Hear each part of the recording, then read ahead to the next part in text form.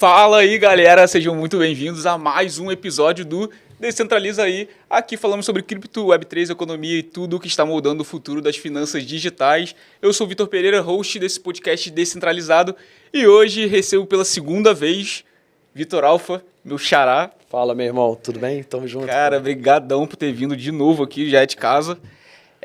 E hoje, galera, a gente vai estar falando sobre um assunto muito interessante. Vai ser uma aula que o Vitão vai estar dando pra gente aqui, uma aula sobre indicadores on-chain, indicadores macroeconômicos. A gente vai falar sobre muita coisa, vai ser um conteúdo muito denso. Espero que dê tempo de estar aqui na call, mas vai ser um conteúdo muito maneiro. Eu tenho certeza que vocês vão se amarrar, beleza? Antes da gente começar, só falar um pouquinho aqui do nosso patrocinador, a Clever Wallet. Em algum lugar da tela você deve estar vendo algum QR Code.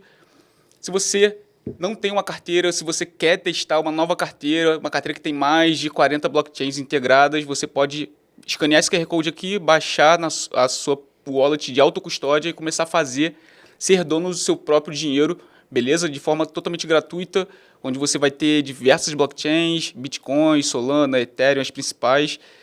Também vai ter vários serviços lá dentro, como Swap, Buy Crypto, enfim. Experimente, que vale super a pena. E estou aqui com o Vitão que vocês já conhecem. Cara, olha, se liga no currículo desse cara.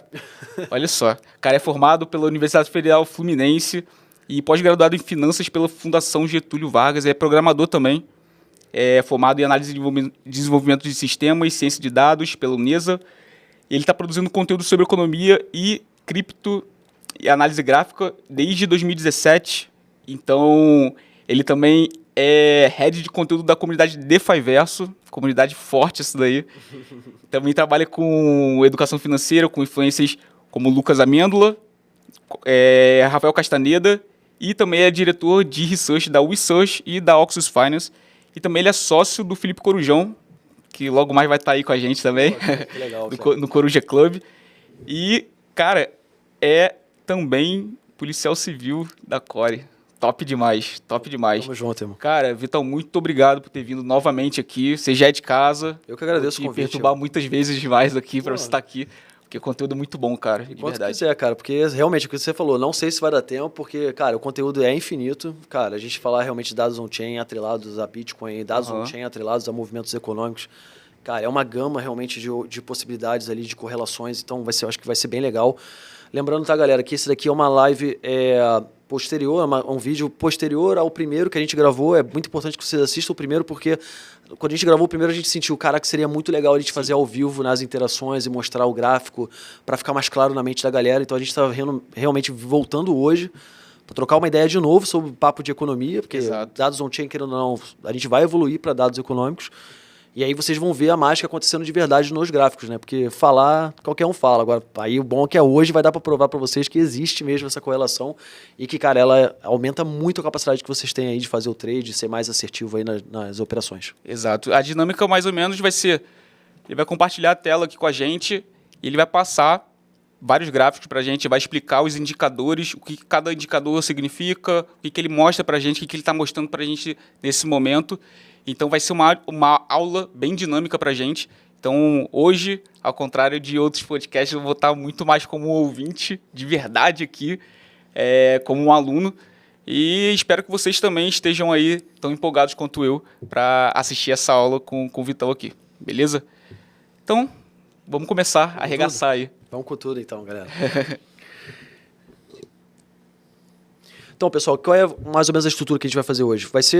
A ideia realmente é ser uma aulinha, mas não, cara, de forma alguma eu quero que fique alguma coisa maçante. Vamos trocar bastante ideia, bastante trocação mesmo. A gente vai ter realmente algumas questões aqui na tela. Aqui está só o currículo que o irmão falou para vocês, se vocês quiserem escanear ali para minhas redes sociais. Mas a ideia é hoje mesmo, a gente vai estar na telinha aqui para vocês, enquanto a gente está trocando ideia, vocês vendo a mágica acontecer. Então a gente vai falar de indicadores, vai falar de médias móveis, e aí fica muito mais claro na mente de vocês olhando onde elas estão. Então, no último podcast que a gente fez, na última conversa que a gente teve, a gente falou bastante sobre indicadores econômicos como o NFCI, como indicadores de estresse financeiro. E hoje a gente vai trazer, que é a segunda etapa aqui, essa primeira a gente vai passar pelos dados on-chain, e depois a gente vai mostrar como é que os dados on-chain conversam ou corroboram com os dados macroeconômicos. Então, esse primeiro overview que a gente está vendo aqui na tela, cara, até todos os links, eu sei que as letras para vocês aí em casa devem estar um pouquinho pequenininho, mas esse é mais um guia para a gente ver aqui, para ficar um pouco mais visual, tá? Então, assim, os links, tudo que vocês estão vendo vai estar tudo na descrição do vídeo depois para vocês. Esse daqui, para mim, é um dos melhores. Eu vou, sempre que falar algum ponto, eu vou falar aonde peguei essa fonte, para vocês também poderem fazer as próprias análises de vocês. Então, o que vocês estão vendo na tela aqui é o Bitcoin Fibonacci Retracement, que ele já facilita muito a vida de vocês, porque num dado só da Check on Chain, vocês já vão ver traçados uma das melhores linhas realmente de Fibonacci, que foi o último movimento de pernada, o último movimento de baixo. Então vocês já estão vendo aqui, ó, a Fibonacci, deixa eu até pegar uma canetinha aqui, ó, para ficar fácil para vocês aqui, ó. Tá? Vocês já vão ver a Fibonacci aqui sendo traçada e as regiões específicas, tá? Aqui na tela. Deixa eu tirar esse daqui. Pronto. E aí eu vou ficar só com o mouse. Pronto, tá? Então essa Fibonaccizinha aqui, aí vocês já vão ver os pontos realmente de suporte, de resistência, como vocês estão vendo. Aqui vocês já vão ver os principais indicadores, como as médias móveis de 200 dias, que é essa verdinha aqui. Cara, uma excelente média realmente que mostra um movimento que serviu bastante como movimento de suporte durante todo o nosso processo de alta. Agora a gente acabou perdendo ela, então a gente fica essa dúvida se entrou de fato no bear market ou não. Então muita gente no mercado utiliza essa média móvel de 200 dias. Aqui vocês estão vendo também a MVRV, que a gente vai explicar em detalhe para vocês, que é uma média muito importante. Vocês vão ver como é que ela foi eficiente também pra caramba durante esse ciclo. A média de 128 dias. Tudo isso daqui, galera, quando a gente estava fazendo um movimento de alta, isso era o quê? Suportes de preço. Então o preço ele vinha, testava, continuava se fosse para ter uma continuidade de alta, ou realmente quando começou a perder, a gente sempre está buscando o próximo suporte. Então agora o que a gente está fazendo nesse momento é esperando aonde vai ser o próximo suporte para fazer uma nova entrada. Então hoje, qual o último suporte que a gente tem aqui nesse gráfico olhando rapidamente? Seria o True Min, né? O True Min, na verdade, ele é uma média do custo de aquisição de oferta ativa, oferecendo uma linha de base conservadora para o valor da ativa. Então ele desconsidera as moedas que estão dormentes, então não é tão baixo quanto o Realized Price, que hoje está em torno de, acho que, de 56, 54k. O True Min, desconsiderando realmente as moedas que não estão sendo movimentadas, está em torno de 80, que você vê que foi exatamente aonde o preço do Bitcoin deu uma parada, ou seja, então ele está servindo como ponto de suporte interessante, tá? Então isso aqui é só para vocês terem um overview das principais médias móveis e de alguns indicadores chaves, como o MVRV e o True Min, tá?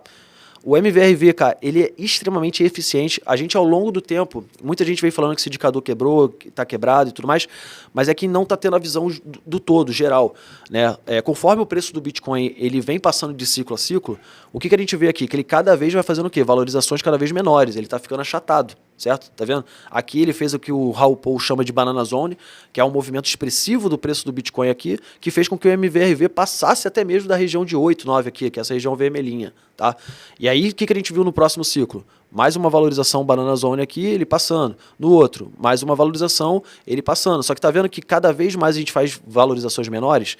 Então o que isso aqui acaba passando para o MVRV. O MVRV ele faz o quê? Ele faz uma análise entre o market cap e o realized cap. Então quando a gente tem realmente uma diferença muito grande entre os dois, tá? Uma relação, né, muito grande entre os dois, a gente vê essa subida expressiva do MVRV.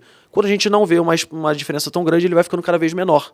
Tá? Então hoje nesse ciclo não é que o MVRV esteja quebrado, mas ele ao mesmo tempo que a gente está fazendo valorizações cada vez menores, o topo do MVRV está ficando cada vez menor. Vocês estão vendo aqui? Então na verdade o que era no passado 8, né, a gente está vendo agora ele vindo o quê? Para 7, e para esse 5 ele já está ficando ali próximo dos 3. Então ele está cada vez fazendo o quê? Topos descendentes, tá bom? Que seria normal, porque as valorizações também estão sendo descendentes, entendeu? Então ainda vale muito a pena, eu vou mostrar para vocês aqui, que vale a pena acompanhar o MVRV. Vitão, qualquer dúvida, se eu estiver falando rápido... Não, tá tranquilo, tá tranquilo. Eu sei que parece tranquilo aqui pra gente, né? Mas, pô, a parada hoje, galera, é pra vocês saírem daqui sabendo como utilizar os melhores indicadores, ou seja, os indicadores acho que estão sendo mais eficientes para esse ciclo, melhor dizendo. Melhor do que melhor, porque os indicadores são muito bons, mas tem alguns que não estão funcionando nesse ciclo por causa de a gente não está passando por um movimento de hipervalorização como foi no passado. A gente está fazendo um movimento, não sei se vocês estão conseguindo olhar no gráfico e perceber isso rapidamente.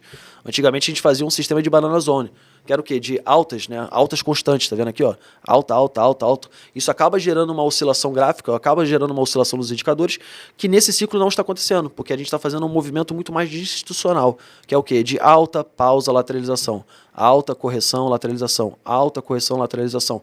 Então os indicadores on-chain acabam não tendo spikes. acaba ficando o quê? Muito mais flat, ou mostrando realmente dados um pouco mais próximos, né? E aí não mostra aqueles valores exorbitantes que a gente tinha no passado e fica parecendo que eles não estão mais funcionando, mas eles estão. E a gente vai mostrar aqui para vocês. Tá? Isso mostra também que o mercado tem ficado cada vez mais maduro, assim, né? Perfeito, meu irmão. Porque a valorização, a diferença de alta e de queda também está sendo cada vez menor. Menor, né? A volatilidade tá menor, então isso acaba passando... Isso mostra realmente o amadurecimento do mercado, né? Então, acaba tendo menos sustos também. Uma coisa que os institucionais não gostam, né? Os grandes investidores não gostam, são de sustos, como a gente tinha no passado. Exato. Uma hipervalorização que a gente tinha e do nada ele vinha e caía 30%, 40%. Então, hoje a gente não está sentindo tanto isso nesse ciclo, né? Um ponto muito importante, galera, lembrem bem desse True Mean, tá? Porque esse True Mean em movimentos principalmente de continuidade de bull market, ele tende a ser uma zona bem interessante de suporte, tá? Na minha opinião, uma tese que eu tenho é que a gente vai viver um movimento, e eu vou mostrar até o final da live disso para vocês, muito parecido com o que a gente viveu lá no ciclo de 2021, tá? Onde a gente realmente fez essa alta expressiva de hipervalorização, tá? O que a gente viveu, querendo ou não, a gente fez aqui quase 700% de valorização do Bitcoin ao longo desse ciclo como um todo, tá? E a gente, o que a gente viveu agora? A gente, no ciclo de 2021, a gente teve uma hipercorreção, tá? Eu acho que foi de 60%, 70%. O preço buscou o True Mean, que é uma excelente média, tá? De suporte. Como vocês já entenderam, ele é calculado ajustando o preço realizado, o Realized Price, que também é uma outra indicador, mas ele está ali em torno de 56, 54, onde tem alguns analistas que prevêem que o preço do Bitcoin pode chegar até essa zona, tá? Mas ele desconta o peso das moedas perdidas ou inativas. Eu não gosto desse termo moedas perdidas. Para mim, não existe moedas perdidas, nem mesmo as do Satoshi. Então, na verdade, o que eu digo é moedas dormentes ou inativas, que em algum momento elas podem voltar à atividade, tá? Então, ela toma muito tempo, a gente desconsidera ela da equação, por isso que o True Mean está próximo dos 80k e o Realized Price, que considera essas moedas muito antigas, ali próximo de 56, 54, tá bom? Então, ao remover essas moedas, tá? Que a gente distorce um pouco essa média, a gente acaba tendo uma visão melhor. Então, em 2021, a gente teve um movimento de valorização, o preço deu uma corrigida severa, onde a galera até achou que fosse um bear market antecipado, até diferente do que a gente está vivendo hoje, onde a galera acredita que vai ter continuidade de bull no movimento de bear. Lá no passado, a gente era para ter um movimento contínuo maior de bull e a galera já estava prevendo que seria um bear, porque o preço corrigiu muito, como você está vendo aqui. Verdade. Ele foi lá, buscou o True Mean, e essa daqui, galera, foi a melhor fase das altcoins de 2021. Foi aqui que teve uma alt season e foi aqui que o preço do Bitcoin buscou um novo all-time high. Uma diferença pequena? Foi. Mas para as altcoins, isso aqui foi uma diferença gritante, tá? Se a gente viver um movimento especulativo como a gente viveu, lógico que não vai ser igual, tá, galera? Eu sou da tese de que não vai ter mais alt-season, já deixo isso aqui bem claro. Alt-season, como a gente costumava viver no passado, acho que não vai existir mais, por causa realmente da quantidade de moedas de tokens que a gente tem únicos criados. Hoje a gente tem quase 65 milhões de tokens hoje no mercado. É absurdo. E hoje o mercado cripto não disputa só com ele mesmo. Hoje a gente tem ações tokenizadas, eu entro numa corretora descentralizada, eu tenho acesso a SP500, eu tenho acesso a Nasdaq, Russell 2000, então hoje a disputa está bem maior de cripto. O cara ele pode investir também numa empresa, numa DET, numa Digital Asset Treasury, que está realmente posicionada em altcoin, em uma altcoin ou até mesmo em Bitcoin e tentar pegar uma valorização. A própria Bolsa de Nova York recentemente anunciou que vai tokenizar, tokenizando, né? Então, pô... A disputa agora não é só mais endógena. Além de ser endógena, que já tem 63 milhões de tokens únicos criados, agora vai ter que disputar com empresas, vai ter que disputar... Exato. Então, agora o buraco vai ficar mais embaixo. Tanto que nesse ciclo, a gente depois pode até aprofundar um pouquinho mais se tiver tempo, eu tenho uma tese com a minha galera da Research que a gente está vivendo um movimento de diversificação dos criptos OGs, que são os long term holders mesmo, uma galera bem OG de cripto, que a gente viu que eles tiveram uma pressão vendedora muito forte nesse ciclo. E para onde será que está indo o dinheiro deles? Porque se eles estão vendendo Bitcoin, alguma coisa eles estão fazendo. Então isso poderia explicar as altas muito fortes de EIA. Porque se você parar para pensar, pensa que um cripto, um cypherpunk do passado OG, um Bitcoiner antigo, ele tem o perfil de um cara que poderia estar investindo em EIA hoje.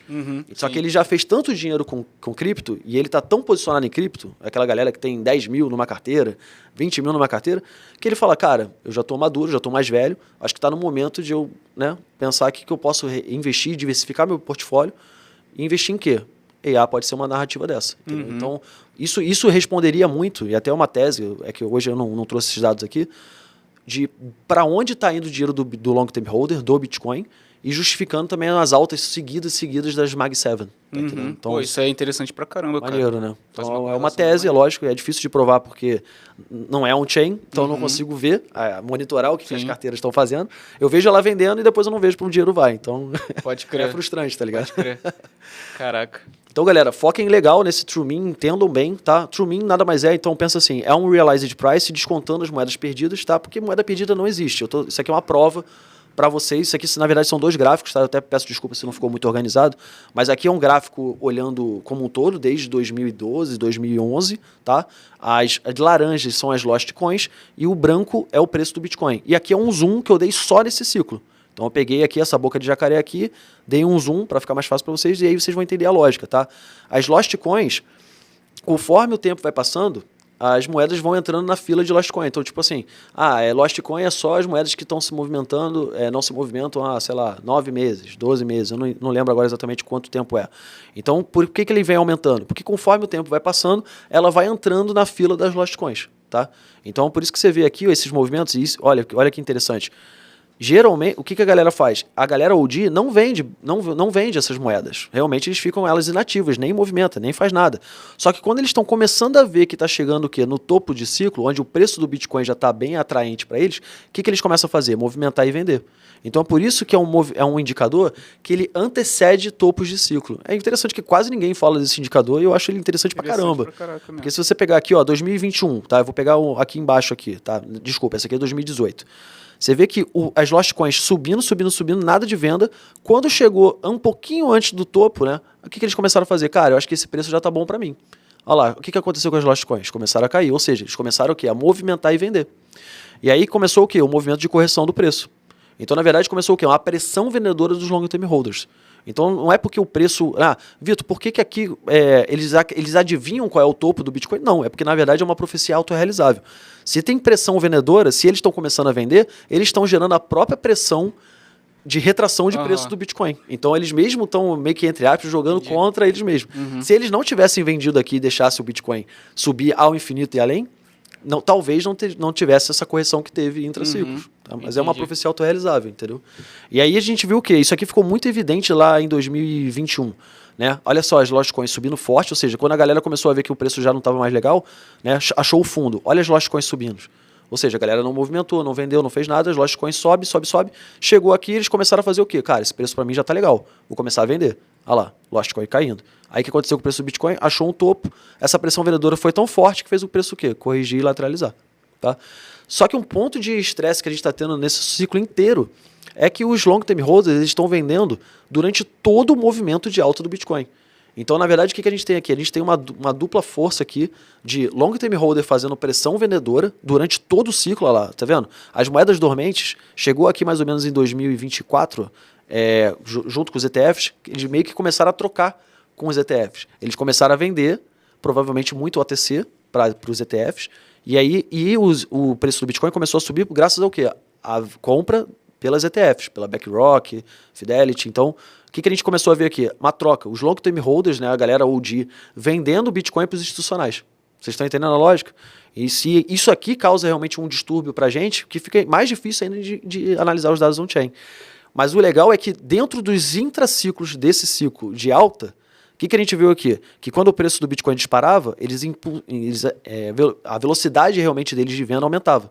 Então, na verdade, isso era o quê? Muito provavelmente são os OGs, são os long term holders vendendo para as ETFs, que a gente vai provar para vocês em dados aqui daqui a pouco, que quem está fazendo realmente uma subida de preço do Bitcoin são os ETFs, tá vendo? Então, os ETFs impulsionando o preço do Bitcoin para cima, as moedas dormentes caindo e as pausas, né, os movimentos de pausas de correção, eles meio que casam com os movimentos de parada dos long term holders de venda, ou seja, acabou a pressão de venda. Então, está tendo pressãozinha de compra, né? A pressão de compra agora está suprindo realmente a pressão de venda que parou. Então, olha só que interessante esse último movimento que a gente teve, que a gente viu o preço do Bitcoin disparando, cara, isso não vai parar nunca.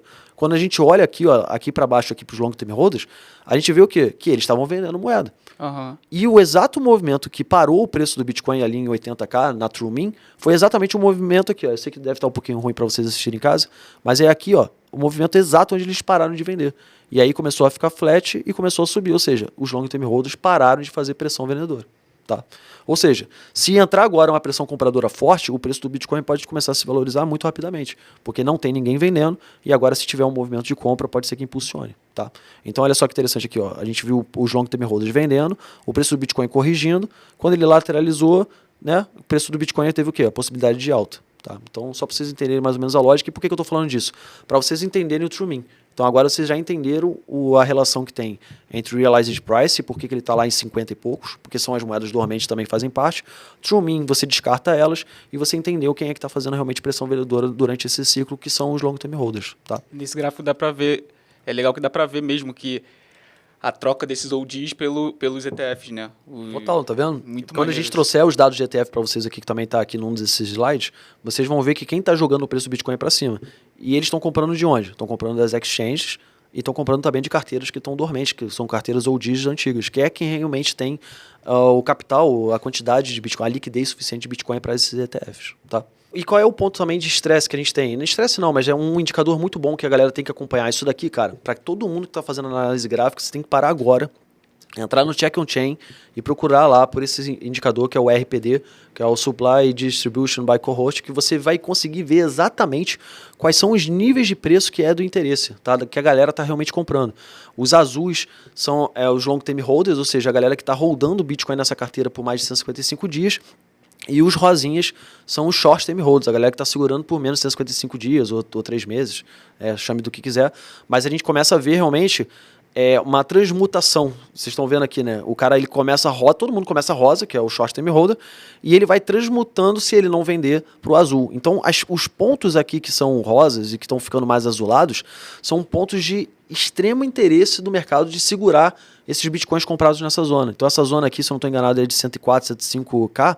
Foi uma zona aqui que a galera comprou muito, estava até maior isso daqui, e você vê que é tão interessante essa zona para a galera que eles estão segurando, então ela está virando praticamente toda azul. Vocês estão vendo? Agora, quais são as novas zonas, tá? Desconsiderem essa grande candle que teve aqui, porque esse movimento aqui, o RPD, ele é uma distribuição de preço realizado do TXO. Então, toda vez que eu movimento, né, o TXO, para quem não sabe, é a unidade fundamental de contabilidade do Bitcoin. Então, o Bitcoin ele tem um TXO, cada um Bitcoinzinho um TXO, tá? E aí você vai ver o quê? Quando movimenta, isso causa um distúrbio no gráfico. Esse daqui que vocês estão vendo, essa grande candle, foi uma movimentação da Coinbase. Não quer dizer que a Coinbase vendeu ou comprou. Não, mas ela movimentou e isso gerou esse candle aqui. Tá? Então desconsidere isso da equação. Lógico que dentro desse candle aqui tem muito interesse, porque é uma zona de compra muito forte, que foi aqui em torno de 84k, tá? Que também casa lá com o True Mean. Ou seja, isso acabou gerando distúrbio, que a gente não sabe o impacto, o real impacto do True Mean, mas a gente vê que também teve uma movimentação no Coinbase, então tá tudo somado aqui dentro, tá? Mas também não é esse daqui, que a galera, eu lembro claramente no dia que teve esse hiper candle aqui, a galera falou, caraca, o interesse é aqui, esse é um novo ponto de suporte, agora o preço do Bitcoin vai pra lua, e a própria Coinbase fez mandou a mercado uma mensagem do mercado dizendo, galera, olha só, calma que isso aí é uma movimentação do mercado. No dia 22 de novembro, a gente teve um total gasto long term holders aqui, a gente atingiu o recorde de 1,55 milhões, junto com a movimentação da Coinbase, tá? Então, tá? Só para vocês entenderem aqui a lógica. Hoje, nessa região aqui de 89, que a gente está, hoje quando a gente está falando nesse vídeo aqui, o preço do Bitcoin está ali oscilando entre 88, 89, 90k, então tem bastante interesse, tá vendo que tem bastante zonas de compra, tá? O problema, que é aí depois a gente vai analisar um pouquinho mais para frente, são esses gaps aqui, essas barrigas que tem, que é uma zona de total desinteresse do mercado.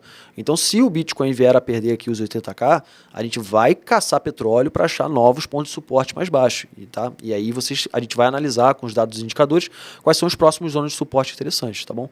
Mas é muito importante que vocês vão lá no Check on Chain, tá? Que é uma das principais casas que eu utilizo aqui para fazer esses tipos de análise. Procurem lá para o RPD, o Supply Distribution, tá? Porque você tem que botar isso junto com o seu... Para quem já é trader, para quem sabe operar, é o famoso VPVR, né? Tipo, se eu entrar aqui no meu TradingView aqui... A gente vai colocar o link de todos os indicadores que o Vitor está colocando aqui para a gente vai colocar aqui na descrição para depois vocês acessarem. Isso aqui, analogamente falando, é como se fossem essas zonas que vocês estão vendo aqui nesse cantinho aqui ao lado esquerdo, né? Que são as zonas de interesse, né? Que é o VPVR, né? São as de volume. Então isso aqui é como se eu estivesse olhando aquele RPD lá, só que eu injetando aqui dentro do TradingView, tá? Vou botar aqui no diário que vai ficar melhor para vocês entenderem a lógica, tá? Então, olha lá, tá vendo? Uma grande zona de interesse aqui na região de 88K, que quando a gente olha aqui, ó, esse movimento aqui, ó, de VPVR, muito parecido com esse movimento que vocês estão vendo aqui, ó, tá? Dessa zona central aqui, tá bom? Vamos ver aqui. Isso aqui mostra para vocês, descontando as corretoras centralizadas, né, que foi esse grande spike, mostra para vocês essa movimentação que tem nos long term holders. Olha lá, os long term holders vendendo bastante. Ó. Esses movimentos de parada de preço, olha lá, hipervalorização e paradas, estão muito em linha com os movimentos de gastos dos long term holders, ou seja, spending by long term holders, tá vendo? Se a gente, as linhas rosas são os long term holders junto com os exchanges. E se a gente desconta as linhas rosas, a gente, né, a área rosa, melhor dizendo, ficar só com a roxa, a gente vai ver o que? Os long term holders puros, sem exchanges. Então olha a diferença que teve com a movimentação da Coinbase, tá? E sem a movimentação da Coinbase, tá? Não é também assim, Vitor, foi coisa pra caramba, foi, tá? Mas a gente viu que o impacto realmente com a movimentação da Coinbase fica parecendo realmente que foi uma movimentação anormal, não teve isso. Só no fundo que teve realmente aqui do ciclo de 2019, que a gente, no início do ciclo de 2020 e 2021, que a gente viu um movimento tão expressivo, tá? Então, nesse movimento que a gente tá vendo, ó lá, olha os long term holders vendendo forte aqui, parando o preço do Bitcoin. Vocês estão vendo? Então, o Bitcoin valorizando, os long term holders vendendo, movimentação forte do TXO de long term holder, olha lá, o preço flat. E aí segurou o preço. Novamente, hipervalorização, intraciclo, os long term holders vendendo, movimentando, não só vendendo, mas movimentando de uma maneira geral, olha lá o preço do Bitcoin parando. E agora, de novo, a gente teve o mesmo movimento, tá vendo? Então, quando a gente começa a ver uma subida muito forte desse carinha aqui, por isso que é importante que vocês entendam indicadores on-chain, já é o movimento que você quer, opa, eu não sou comprador de topo, não vou entrar em FOMO, por quê? Porque eu estou sentindo que os long term holders estão de maldade e vão jogar na minha cabeça. Muito entendeu? bom, muito bom. Cara, que interessantíssimo esse gráfico aí, cara. É legal que fica bem prático, né? Fica bem visual, né? E nesse ciclo foi muito bom porque ele foi muito educativo, porque a gente teve vários desses. Porque quando a gente olhava para o passado, a gente tinha um movimento que era aquele movimento mais forte dos long term holders geralmente. Então eles aqui acharam um preço interessante, começaram a vender, então isso casa lá também com as lost coins e tudo mais. Você vê que no exato momento, lá, aqui é quando começa as vendas dos long term holders, lembra que ele antecipa o ciclo? E aí a gente viu que lá, o preço do Bitcoin, ele meio que depois ele foi ainda buscar mais uma altinha, mas ele fez uma correçãozinha. Então, lógico que teve pressão compradora bastante, que fez com que suportasse a pressão vendedora dos long term holders naquele momento, tá? Mas é bem legal. Se vocês acompanharem isso, vocês vão acabar parando de comprar topo, tá? Fica bem mais fácil na vida de vocês. E aqui, de novo, a gente está vendo, agora falando de long term holders, né, que já que é o assunto, a gente vê a pausa deles, né? Eles estavam realmente, isso aqui é um indicador que mede como é que está o net position, ou seja, compra e venda, como é que está, se eles estão positivo ou negativo nos últimos 30 dias, um comparativo. A gente viu que quando o preço do Bitcoin, essa correção grande que teve aqui, ó, casa com os movimentos de saída de Bitcoin das carteiras dos long term holders, tá? Isso aqui aconteceu várias vezes, olha lá. São os movimentos aqui, ó, de queda, tá? Queda aqui, né? A de alta, a galera comprando, as quedas a galera vendendo, tá vendo? Então os topos e fundos, eles meio que casam com os movimentos long term holders. Agora não foi diferente e a gente viu o que agora? Ele estava vermelhinho, eu fiz um zoom aqui para vocês, a galera estava vendendo, olha lá, o preço do Bitcoin caindo, ó, tá vendo? Tá? Olha lá, quando eles estão comprando, olha o preço do Bitcoin subindo. O preço do Bitcoin subindo, long term holder comprando. Caraca. Né? Pô, pior que essas informações estão tudo pra gente, já aberto. Gente, e check on chain, galera, eu não tô trazendo nada tipo Glassnode, nada pago. Isso aqui é tudo free, tá? Então é mais questão de conseguir interpretar o que ele tá te passando, né? Exatamente. E por isso que é interessante você estar fazendo isso, porque muitas das vezes a gente pode entrar aqui e falar, beleza, não tô vendo nada, mas, cara, quando traz uma pessoa mais técnica e mostra isso pra gente, caraca, é verdade. Fica claro, né? Porque eu lembro que a gente falou muito sobre os long term holders, né? Sobre realmente os impactos do ETF na nossa última live, no último vídeo.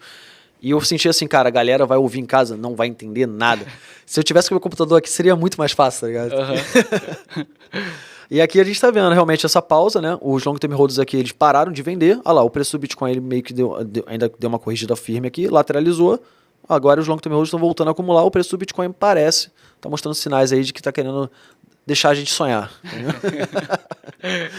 Tá? Então isso aqui é legal para vocês verem, ó, esse movimento, tá bom? Os long term holders aqui, ó, comprando, fazendo força compradora, o preço do Bitcoin subindo. Eles pararam aqui, começaram a vender, tá? Olha lá, flatzão, vendeu mais forte, caiu, e agora eles de novo voltaram a ficar positivos, tá bom? Se eles mantiverem assim, se eles jogarem junto com a gente, vai que a gente tem um novo movimento de alta aí, tá? E aqui para vocês verem, então a gente falou dos indicadores, falou de tudo, né? O MVRV, cara, o MVRV então, Vitão, eu só vou, né? Vou voltar um pouquinho rápido aqui. Cara, pô, o MVRV é meio abstrato, né, Vitor? Tipo, ele só me mostra topos e fundos, né? Cara, principalmente fundo. Quer comprar bem, filho? É comprar no fundo da MVRV. Essa zona verde aqui que vocês estão vendo aqui embaixo são os melhores movimentos, Cara, vende tudo. Vende casa, vende um rim, faz qualquer coisa, irmão. Entendeu? Vende lá as porcarias que vocês têm lá do Banco Master, os CDBs do Banco Master lá, e compra tudo de Bitcoin aqui. Isso aqui não tem erro. Você comprando esses fundos aqui, ó, do ciclo, com esses fundos aqui do MVRV, ó lá, tá? Que é onde o preço do Bitcoin está desvalorizado, que é uma correlação entre o market cap e o realized cap. Cara, isso aqui é muito, muito, muito bom, tá? Então, e nesse ciclo, né, por que eu estou falando disso? Ele deu várias oportunidades para a gente. O MVRV, e eu estou utilizando aqui um desvio padrão, não só ele puro, o MVRV puro, mas mais um SD, menos um SD, que seria um desvio padrão, funciona como se fosse uma banda de Bollinger, né?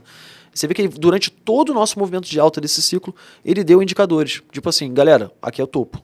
Tá vendo? Aí ele foi lá tentar buscar o fundo, não conseguiu. Aí ele fez o quê? Um movimento de valorização. Topozão em 74, fundo em 49. Topo em 108, fundo em 74. E agora nem foi lá buscar lá em cima, que estava bem alto, 144, foi buscar ali aproximadamente 127, 126, que foi o time high. E ele foi lá embaixo buscar um pouco mais abaixo aqui, na região de 80k, 84, 82k, tá bom? Hoje o MVRV de um desvio padrão de 1 está próximo de 89. Se a gente for um MVRV de desvio padrão 2, você vai ver que ele provavelmente deve estar próximo aqui da região de 80k, tá bom? Então ele tem níveis realmente de MVRV, que é o desvio padrão. Ele não vai, não é que você vai acertar exatamente no preço, porque senão todo mundo estava rico. Se isso aqui funcionasse 100%, estava todo mundo rico. Mas pelo menos ele te serve como um balizador. Você vai parar de comprar topo, tá entendendo? Você vai entender aonde você pode começar a fazer seu DCA. Lógico que bateu, o Vitor falou, bateu um MVRV menos um SD, é all-in. Não. Vai ali, junta teu caixa de 100%, 25% no primeiro MVRV menos 1, mais 25% no próximo nível de MVRV, e você vai fazendo uma DCA de compra, tá? É bom para tu ter uma margem, né? Da onde que tu tem uma faixa Perfeito. de compra, uma faixa de venda. Perfeito. Deixa eu ver se eu trouxe um MVRV maior aqui. Esse aqui é só eu mostrando para vocês graficamente o MVRV, vocês já entenderam, já falei bastante. Esse movimento que ele está fazendo de topos descendentes, não é que o MVRV esteja quebrado, mas se o preço do Bitcoin não está fazendo valorizações tão expressivas, é normal que ele também não faça movimentos muito grandes de diferença entre o market cap e o realized cap, tá? Ou seja, não é que ele quebrou, é que ele não é mais 10, não é mais 7, agora ele é o quê? Agora ele é 3. Então é para aí que a gente tem que olhar. E conforme realmente o tempo vai passando, se o Bitcoin não fizer movimentos de valorização, aí sim o MVRV pode ficar flat e ele não funcionar mais. Mas por enquanto ele está funcionando. E eu não vou deixar de comprar nunca o MVRV se ele vier buscar essa região verde, que é a melhor zona de suporte, tá? E esse aqui são os price bands, então é como eu estava falando, ó, esse aqui são os níveis, ó, é porque está pequenininho, mas aqui tem 2 SD, 1 SD, são os desvios padrões. Então cada linha que vocês estão vendo aqui, ó, são desvios padrões do MVRV. Então ele veio aqui buscar lá, nesse ciclo, ele veio aqui buscar um SD, depois ele voltou, Vitor, qual é o próximo? O próximo está bem mais aqui abaixo, entendeu? Então é mais para vocês terem uma visão. E aqui, no próprio Check on Chain, vocês já vão ter um alerta no MVRV Pricing Bands, vocês já vão ter um alerta quando começar a ficar hipervalorizado, tá vendo aqui, ó, 2,75, ele começa a pintar para você. Quando fica aqui muito mais abaixo, ó lá, já fica pintando para você de azulzinho. O verde é o melhor dos mundos. Então isso aqui já te facilita muito, cara. Você não precisa nem fazer essa interpretação. Tá começando a ficar azulzinho, tá começando a ficar verdinho, galera, DCA de compra. Tá começando a ficar aqui mais alaranjado, já está ligando os alertas aqui, batendo em desvios acima, está na hora de realmente começar a pensar em fazer um DCA de venda. Ou se você é realmente um Bitcoin Max, está na hora de segurar, porque a gente vai começar por um processo aí de desvalorização, entendeu? Então, acho que vocês entenderam essa relação. E quando a gente fala de DCA, a gente está falando de vendas ou compras aos poucos, né? Exato, então, exato. Tipo, e uma maneira muito boa de fazer isso é com liquid pool, que é bem interessante.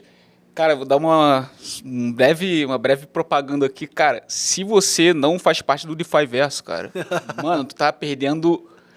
Cara, tu tá perdendo muita coisa, velho. Muita coisa. Tipo, eu tô fazendo parte lá, eu não tô fazendo isso porque o Vitor tá aqui, ou tô sendo pago por isso, não. Eu tô fazendo parte dessa comunidade. Cara, a quantidade de informação que a gente tem adquirido lá, cara, é bizarro. É bizarro. O curso também, tipo, que a gente tem lá, cara, é sensacional. Então... Muitas das coisas que o Vitor está mostrando aqui, eu estou conseguindo compreender, tipo, a banda de Bollinger, tipo, muito porque eu estou estudando lá, cara. Então, tipo, vale a pena demais. É porque assim, eu não sou o cara de jabá. A galera me conhece, não sou de fazer jabá nem nada. E também é meio suspeito de falar bem pra caramba do DeFi Verso, né? Mas, cara, é realmente assim, não está errado falar que hoje é um dos melhores realmente cursos DeFi que a gente tem hoje no mercado. É a melhor comunidade. A galera que tá lá, você tá lá com a gente, pra gente é uma honra ter você lá como aluno, como usuário lá da nossa comunidade. Que, cara, você sentiu como é que é o nível da galera, né? A galera é muito gente boa, muito proto-cooperativa, se ajuda pra caramba. Então, cara, vale a pena, tá, galera?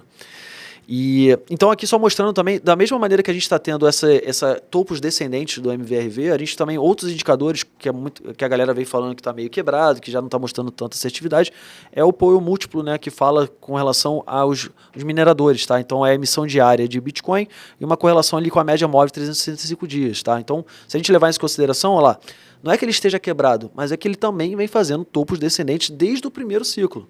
Então, conforme realmente o preço do Bitcoin vai ficando mais flat, esse indicador ele também vai ficando cada vez mais flat, a ponto realmente de ele não mostrar daqui a algum tempo nada pra gente. Aí ele realmente está quebrado. Mas ele, por enquanto, vem mostrando o quê? Cara, ó, essa zona aqui é uma zona interessante, tá de estresse. Você vê que exatamente são esses momentos que o preço do Bitcoin para.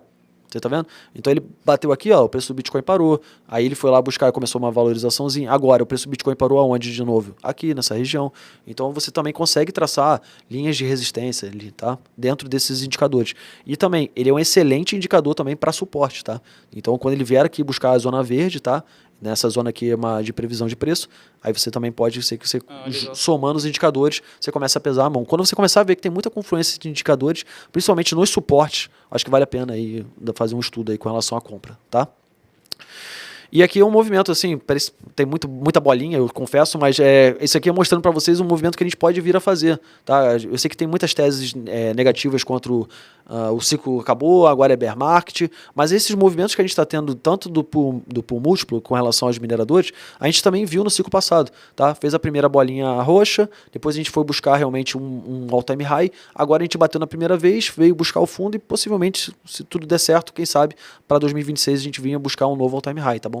Então estão deixando a gente sonhar ainda, tá? E aqui, galera, aí eu começo a fazer uma migração realmente dos indicadores on-chain. Acho que a gente já fez um overview legal, mas vocês têm que entender que, cara, o Bitcoin, ele não age sozinho, ele não é um ser isolado do mercado, não. O Bitcoin, ele é um subproduto financeiro como qualquer outro, tá? É lógico que ele tem umas características intrínsecas dele de reserva de valor e tudo que faz a gente comprar ele, só que ele é um ativo como um ativo equivalente ao do TradeFi, tá? Ou seja, de onde vem essa liquidez? O que faz realmente o preço do Bitcoin disparar, tá? Então, quando a gente analisa, e aqui estou mostrando primeiro para vocês aqui o Founding Rate, é para vocês conseguirem ver graficamente que os interesses que tem, né? Então, representam os pagamentos periódicos de trades de exposição de long e short, ou seja, o otimismo ou pessimismo no mercado. Quando o mercado está muito otimismo, o preço do Bitcoin dispara. Quando o mercado está pessimista, o preço do Bitcoin cai, tá? Da mesma maneira, se a gente analisar o Open Interest, né, o interesse aberto, a gente vê o quê? Que é a soma do valor de todos os contratos futuros abertos, a gente vê a mesma coisa. Olha lá, o Open Interest, quando ele dispara, o preço do Bitcoin dispara junto, ou seja, ele não está isolado do mercado. O mercado, quando ele está mais propenso ao risco, quando tem mais liquidez, quando tem mais acesso a crédito, quando tem mais tudo, tem mais o quê? Mais preço do Bitcoin, tá? Ou seja, não vejam o Bitcoin de uma maneira endógena. Acho que eu falei isso na primeira live. Vai estudar preço do Bitcoin? Começa com economia, depois realmente vai para dados on-chain e finaliza com dado técnico. Eu acho que a galera acaba botando os pés pelas mãos. A primeira coisa que a galera faz de manhã é abrir o gráfico. O gráfico em si não vai te dizer absolutamente nada. Se você não analisar a economia, não analisar questões geopolíticas, se você não... Você falou, né? Tipo, a tua análise de gráfico não suporta um tweet do Trump. Isso aconteceu agora. Exato. A gente achando que o preço do Bitcoin ia disparar, porque ele injetou as tarifas, daqui a algumas horas ele falou, não tem mais tarifa, o preço do Bitcoin recuperando, tá ligado? Sim, então, exato. pegou a gente de surpresa pra caramba. Porque a gente... Essa ordem é bem importante mesmo, cara. Pra caramba. E aí a galera acaba olhando muito pra isso, pros dados on-chain, e esquece de onde vêm os dados. Né? A galera fala muito de ciclos. Os ciclos do Bitcoin de 4 anos, o halving do Bitcoin e tal. Cara, mas vocês já pararam para pensar uma segunda camada de raciocínio? De onde vem isso? Por que quando o Satoshi ele desenvolveu o código, ele já desenvolveu com uma característica de 4 anos, já desenvolveu com uma característica de halving de 4 anos? Cara, isso aqui está extremamente... Os Satoshis, né? Porque aquilo que eu falei na primeira live, né? Não foi uma única pessoa, foi realmente um grupo que tinha realmente uma capacidade geral, né, de criptografia, de economia, de programação. Alguém realmente sabia muito bem, porque ele entendia muito ciclos de mercado. Isso aqui fica evidente quando a gente bota na tela, aqui no gráfico, a comparação entre o M2, que é a quantidade realmente de liquidez, né, do monetário que tem no mundo, tá? Então, M2, Money Supply Global. Esses dados aqui agora eu vou extrair todos da Fractal, tá? Que, cara, é também uma das melhores ferramentas que tem de análise, mas ele já é pago, tem um serviço lá free, mas depois eu vou botar o link para vocês acessarem lá, que vale muito a pena contratar e que vale, para mim é melhor até do que a Glassnode. Eu vou mostrar aqui para vocês, tá? E isso aqui está comparando o M2 Supply com o preço do Bitcoin. Isso aqui não é coincidência, galera. Os halvings, que são essas linhas tracerizadas aqui, não é à toa que foi estipulado os 210 mil blocos, 4 anos, porque ele casava com os ciclos de expansão e de retração monetária, com os ciclos, as fases econômicas. Então o que a gente viu aqui, ó, os picos do Bitcoin, eles estão extremamente em linha com os ciclos de expansão monetária. Vocês estão vendo aqui? Esse gráfico está muito claro, cara. Não, é bizarro. E não só os topos, os fundos. Olha esse fundo aqui, casando exatamente com o movimento de quê? De contração monetária, de retirada de liquidez do sistema. Então não é o Bitcoin, né? Não é o fund rate, o open interest, os dados on-chain que estão realmente fazendo com que o Bitcoin deslanche. A liquidez de mercado, a economia está dando a base, está dando realmente o combustível para uma valorização do Bitcoin que faz com que os traders fiquem mais otimistas, que aumentem seu fund rating, seu open interest e tudo mais. Entendeu? E se a gente pegar aqui, tem até nessa queda que a gente teve ali na faixa de 2019, ali, essa pequena faixa de onde está negativo, cara, você pega que faz uma correlação direta ali mesmo, ó, bizarro, né? com a questão do M2. Cara, e aí não só, você pode expandindo, Vitor, pô, você está trazendo um dado aqui e tá querendo que eu acredite, tudo bem. Então não olha só para o M2, M2 é a base monetária. Vamos olhar como é que está a liquidez dos bancos centrais. Então tá aqui, ó, Central Bank Global, tá? Você vê que também a liquidez dos bancos centrais como um todo, não só a base monetária, mas a liquidez dos bancos centrais também casa exatamente com os movimentos de expansão monetária, tá? Os movimentos de contração, os fundos e os movimentos de expansão o topo, tá? Isso aqui, cara, isso aqui não precisa nem, isso aqui é loucura. E o halving sempre ali na... E o halving casando com os movimentos, né? Por isso que a galera fala os 1053 dias, né? Os 4 anos, né? São 3 anos, a galera que utiliza muito o sistema fractal, são 3 anos de bull para 1 ano de bear. De onde vem isso? Isso aqui não está no código do Bitcoin. É porque o Bitcoin está correlacionado com a macroeconomia. Entendeu? E hoje a gente está vivendo um movimento de possível quebra de ciclo, porque a gente também teve um problema de quebra econômica, de fase, causado pela expansão monetária que teve desenfreada durante o Covid. Então, tipo, eu vou trazer mais alguns dados aqui, ó, mas o Federal Reserve também, se a gente pegar outros dados para analisar, a liquidez do Banco Central americano também é lá, mostrando claramente, casando com os topos. Tá entendendo? Então aqui casando, aqui casando, aqui casando. Então, cara, não tem como negar. Existe uma correlação muito forte.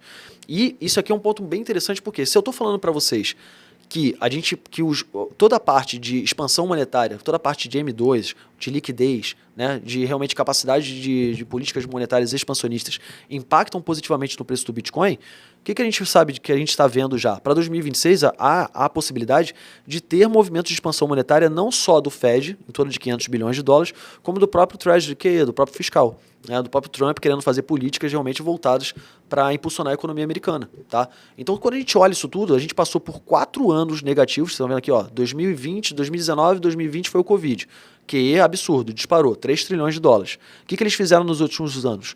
Foram 4 anos, 2022, 3, 4, 5, tirando liquidez do mercado. E mesmo assim, o preço do Bitcoin disparando 700%. A gente teve um bull market, mesmo em período de contração monetária. QT, né? No caso aí. O QT, tá vendo? Olha lá. Olha só que bizarro isso aqui, ó. Botar aqui, ó. A gente teve todo um processo de expansão monetária que foi o quê? Foram movimentos, assim, de injeção de capital que não foi tão absurdo quanto no passado. Foi mais ponderado. E mesmo assim, o preço do Bitcoin, lá, ele foi acompanhando esses movimentos de alta. Tá entendendo? Então, cara, quando a gente analisa aqui o do Fed mesmo, do RRP com TGA, você vê que o preço do Bitcoin, ele fez todo um movimento de alta sem ter uma liquidez tão forte. Então, a possibilidade, pelo menos a minha tese central para 2026, é que a gente pode ter realmente um movimento de alta ainda, ou seja, quebrar o ciclo de 2026, porque a gente vai ter uma injeção de capital de 500 bilhões de dólares, 600 bilhões de dólares só do Fed esse ano, que é papo de 40, 50 bilhões de dólares por mês, e eu vou mostrar isso aqui em números para vocês, e a gente vê que nos últimos 5 anos a liquidez está extremamente correlacionada com o preço do Bitcoin. Aqui vocês não devem estar conseguindo olhar o número, mas a gente tem 90% de correlação da liquidez com as ondas de valorização de preço do Bitcoin. Essa é a primeira vez na história que a gente faz uma descorrelação, tá vendo? A liquidez subindo e o preço do Bitcoin caindo. Quando a gente analisa o SP500, a correlação é de 86% e o SP500 vem andando lado a lado com a liquidez global, tá? Então, cara, não ignorem esses dados. Não acreditem que agora é bear market, porque os ciclos são de 4 anos, cara. Quem manda no Bitcoin é a economia. Não é o código interno, não são os ciclos de 4 anos. Se tiver liquidez, se tiver uma possibilidade macroeconômica favorável para o aumento do preço do preço do Bitcoin vai disparar. Tá entendendo? Então, isso aqui é para mostrar para vocês em números, tá? Que o Fed já vem fazendo injeções de capital forte a cada 2, 3 dias, tá? Então, o número deve estar um pouquinho borrado para vocês em casa, mas aqui a gente está aqui, ó. 12 de dezembro, 8 bilhões, tá? De injeção de capital. 15 mais 6, 17 mais 8. E ele está fazendo sempre assim, a cada 2, 3 dias, injetando 8 a 6 bilhões de dólares. A tendência é que ele faça em torno de 40 a 50 bilhões de dólares por mês, totalizando no final aproximadamente 600 a 500 bilhões de dólares no ano. Isso a gente está falando só de política monetária expansionista, tá, galera? Eu tenho uma dúvida aqui, Vitor. Passa para o próximo. Quando você fala injetando, por exemplo, o Fed injetou 8 bilhões certo. Em 12 de dezembro, 6 bilhões em 15 de dezembro. Aí a gente está falando, quando ele está injetando, ele está comprando dívida americana. Exatamente. Isso aqui é um schedule, né? Vocês também podem entrar em RP, schedule, currency schedule, para vocês poderem acompanhar esse tempo real. Isso aqui são aqui, ó, bill purchases, tá vendo? Então esse aqui, ó, é ele comprando títulos de T-bill de 1 a 4 meses, tá vendo? Entendi. Então dívidas de curto prazo e dívidas de, ainda é considerado curto prazo, mas vamos botar de médio. De 4 a 12 meses. Entendi. Então o que eles estão fazendo? Eles têm aproximadamente, deixa eu ver se eu acho aqui, acho que eu não trouxe esses dados aqui, mas eles têm em torno, deixa eu passar rapidinho aqui, ó, acho que tá nesse slide aqui, ó, isso, tá? Isso aqui tudo a gente vai explicar com calma para vocês, tá? Parou? Beleza. Então aqui, ó, eles só esse ano, em 2026, eles têm 9 trilhões de dívidas que estão para vencer, que são as bills, que são as dívidas de curto prazo. Quando a gente analisa aqui o balancete do Fed, esse aqui é de novembro, tá? Esse aqui tá até um pouquinho desatualizado. Os bills aqui, a gente tinha 6 trilhões para vencer. Então, se eu somar bills com notes, que são as dívidas de mais curto prazo, em 2026 a gente tem aproximadamente 9 trilhões de dólares. Tá entendendo? Ou seja, isso vai ter que ser financiado. Isso é injeção de capital. Tá entendendo? Isso são novas dívidas. Entendeu? Entendi. Então, a possibilidade disso impactar o mercado positivamente é muito forte, tá? Eu vou mostrar isso aqui para vocês. Então, isso daqui é só para mostrar, cara, que se a gente está falando de M2, liquidez, base monetária, está falando de liquidez dos bancos centrais, está falando de liquidez do Fed, do Banco Central Americano. Quando a gente analisa para o potencial mercadológico, potencial econômico dos Estados Unidos, que é calculado pelo ISM PMI, tá? Isso também tudo tem no TradingView para vocês pesquisarem lá, que são os ciclos de negócios, ou seja, quando a manufatura, quando a economia americana tá aquecida. Então, um dos melhores indicadores para ver isso também é o Russell 2000, né? O S2000, que aí você vê que tem alta correlação com o preço do Bitcoin. Então, você vê que os movimentos de subida do ISM PMI tá exatamente em linha com os movimentos de valorização do Bitcoin. Exatamente. Aqui, galera, não é exatamente em linha, tá? E dessa vez, em 2026, a gente fez todo um movimento de alta do preço do Bitcoin com o PMI andando de lado. A economia americana ainda não está aquecida, ela ainda não está passando por um movimento de ascensão que ela poderia passar, tá?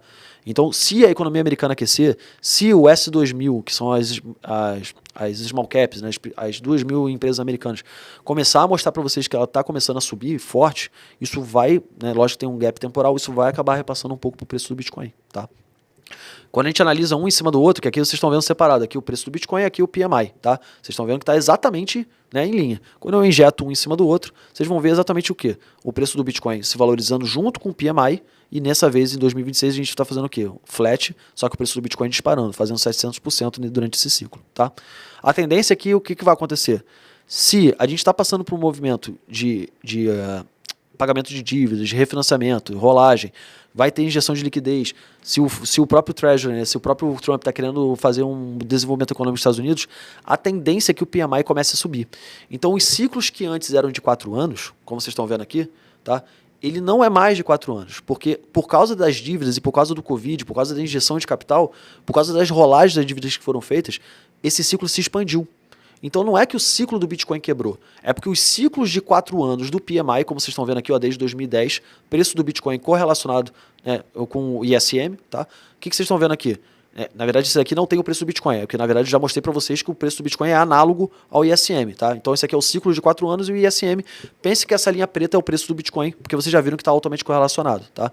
Então se a gente comparar o PMI com o ciclo de 4 anos, você vê que ele está exatamente em linha, porque o movimento, as fases e ciclos econômicos estavam em linha com os pagamentos e os refinanciamentos de dívida e a injeção realmente de capital fazendo com que a economia se desenvolvesse, tá bom?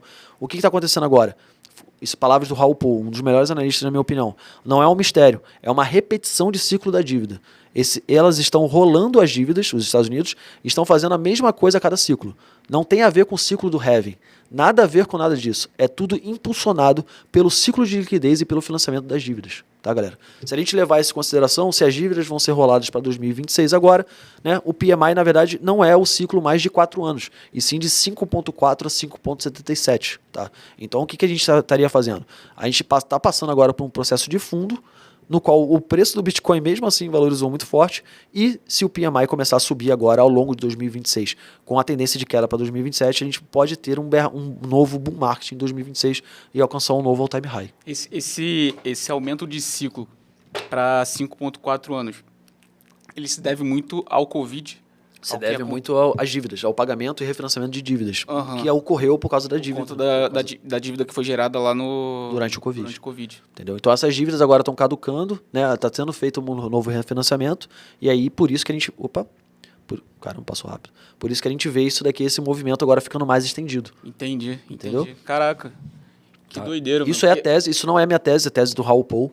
Mas já estudei, já analisei, tá até num dos relatórios lá do DeFi Verso bem explicado, lá em detalhes pra galera. E a gente começa a realmente ver, por isso que eu tô falando de 5,77, porque quando eu fiz os cálculos, eu não cheguei em 5,4, eu cheguei em 5,77. Então eu acredito que até mais ou menos final do ano de 2026 a gente ainda possa ter um processo de valorização. Eu tô bem otimista pro segundo semestre de 2026. Eu acho que até março, abril... o preço do Bitcoin ainda vai realmente passar ali por atribulações, eu vou mostrar em gráficos aqui para vocês, mas acredito que depois da primeira corte de taxa de juros e quando essa injeção de liquidez começar a afetar a economia, porque por causa do efeito cantilhão a gente tem um lapso de tempo mais ou menos de 13 semanas, que dá 91 dias, então até os efeitos da política monetária afetar os ativos de risco a gente ainda tem mais ou menos ali uns 3 meses. 3 meses. Tá entendendo? Que eu vou mostrar em gráfico aqui para galera, tá? Entendeu, galera? Então, assim, essa quebra de ciclo que a galera vem falando, porque quebrou o ciclo, não quebrou, agora é bear market. Não pense no Bitcoin como se fosse algo sozinho, algo isolado no mercado. Ele segue ciclos econômicos. O ciclo econômico quebrou. Então é normal que o ciclo do Bitcoin quebre. Tá entendendo, galera? Porque ele é um ativo correlacionado. Tá? Então, se realmente o PMI começar a subir agora, não tem como. Aí, agora eu estou dando até minha palavra de economista. Né? Não existe mercado onde tem injeção de liquidez, né, suficiente para ativos de risco e realmente valorização do PMI, ou seja, de aquecimento econômico, em que o Bitcoin não consiga performar bem, a não ser que a gente realmente tenha um escoamento de capital, que é uma contratese que eu até divulguei no relatório dessa semana, de para onde pode ir essa liquidez. Aí eu não vou entrar nisso agora, que é mais complexo, mas a única forma do Bitcoin não performar bem com a injeção de liquidez é se alguma coisa drenar toda essa liquidez. Que aí pode ser o quê? Pode ser investimento em capital físico de infraestrutura elétrica, que é necessário nos Estados Unidos, de data centers, de IA, que aí pode virar um grande gargalo, um grande goelão de liquidez. Pode competir com vai competir com o Bitcoin. Tá entendendo?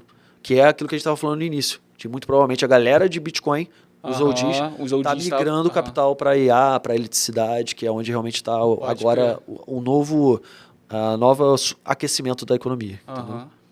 Que hoje o problema de AI nos Estados Unidos não é mais chipset, não é mais tecnológico, é de infraestrutura energética.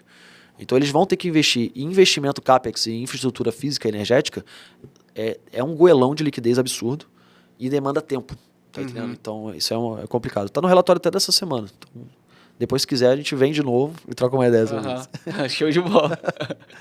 E aí, galera, aí eu começo a entrar agora nos indicadores que vocês podem injetar no TradingView de vocês, que vai aumentar muito a capacidade de análise de vocês, tá? 2 deles, tá? Um dele que para mim é o melhor de todos, é o que eu mais gosto de usar, é o NFCI, tá? O NFCI, ele é um índice semanal que abrange cerca de 105 outros indicadores. Eu sei que aqui não deve estar dando para ver bem, deixa eu botar no TradingView aqui, para ver se dá uma melhorada para vocês, ó. Deixa eu pegar aqui meu NFCI aqui, ó. Vocês podem ver aqui, ó, isso tá aberto para vocês, tá? Você vem aqui em indicadores e bota aqui NFCI, tá? E aí ele vai apresentar para vocês aqui da Edge Tools, tá? Ele vai abrir essa tabelinha para vocês. Eu vou tirar essa linha amarela para não confundir. E também o meu VPVR, tá?